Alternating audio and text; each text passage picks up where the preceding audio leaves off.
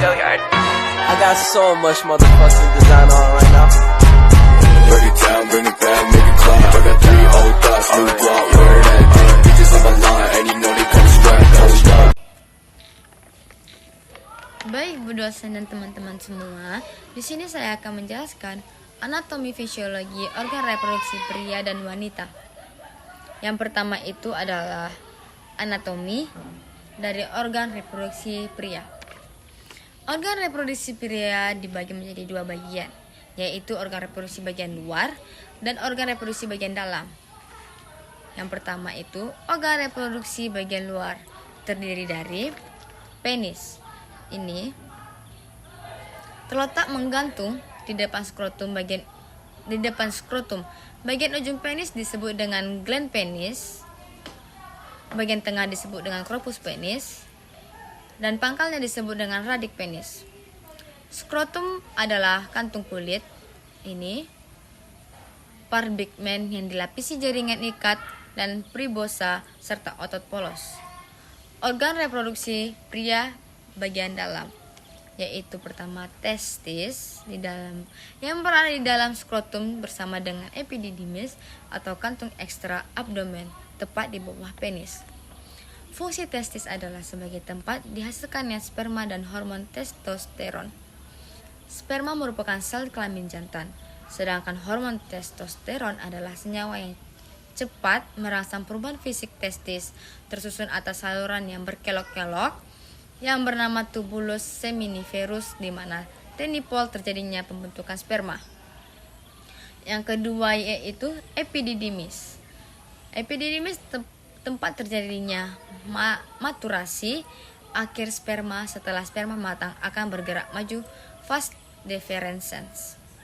Vas deferens mengangkut sperma menuju vasikula seminalis atau kantung sperma. Vasikula seminalis merupakan 2 ruangan di antara bonus kantung kemih dan rektum, masing-masing ruangan berbentuk piramid. Yaitu selanjutnya ada kelenjar prostat, merupakan organ dengan struktur yang merupakan kelenjar, dan sebagian lagi yaitu otot yang berfungsi untuk menghasilkan cairan yang encer dan berwarna putih. Kelenjar bulbouretralis atau glandula Cooper terletak di belakang lateral pars membranosa uretra dan menghasilkan cairan bening dan berlendir yang bersifat basah untuk menetralkan pH uretra yang asam. Uretra sebagai saluran kemih pada pria dan saluran ejakulasi atau mani. Cairan ini akan dikeluarkan duluan sebelum sperma dikeluarkan. Anatomi fisiologi sistem reproduksi pada wanita. Baik, selanjutnya saya akan menjelaskan anatomi fisiologi dari organ reproduksi wanita. Yang pertama itu organ reproduksi bagian luar. Yang pertama itu mons pubis, terletak di bagian atas tepat di tulang kemaluan. Mons pubis terdiri dari jaringan lunak yang berbentuk agak menonjol. Di bagian ini rambut kemaluan dan akan tumbuh yang berfungsi untuk mengurangi gesekan ketika. Baik, yang selanjutnya saya akan menjelaskan organ reproduksi bagian dalam pada wanita. Yang pertama itu ovarium. Ini berbentuk bulat atau oval. Ovarium ditambat oleh otot sehingga dapat menempel sisi luar uterus. Isi dari ovarium adalah folikel-folikel yang akan menjadi ovum, berfungsi memproduksi sel telur dan penyekresi hormon estrogen dan progesteron berjumlah sepasang. Yang selanjutnya fimbriae, yaitu rumbai-rumbai seperti tangan posisi corong ke ovarium untuk menerima sel telur ketika diokalusikan oleh ovarium. Setelah itu sel telur akan dialirkan ke tuba falopi. Ini tuba falopi. Tuba falopi mengalirkan sel telur menuju uterus. Di dalam tuba falopi terdapat banyak silia yang bergerak searah dan fungsinya menggerakkan sel telur.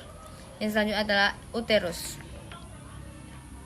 Ini uterus, ruang untuk tempat implantasi dan perkembangan fetus uterus terdiri dari 3 lapisan, yaitu perimetrium, endometrium, myometrium. Fundus adalah bagian atas dari uterus. Dinding uterus terdiri dari 3 lapisan. Cervix, mulut uterus yang akan membuka jika terjadi kontraksi. Selanjutnya adalah vagina. Vagina merupakan saluran yang menghubungkan antara organ reproduksi bagian luar ke organ reproduksi bagian dalam. Inilah saluran yang menjadi jalan ketika bayi lahir, darah menstruasi keluar, dan tepat kopulasi. Sekian dari penjelasan saya tentang sistem reproduksi pada pria dan wanita. Terima kasih.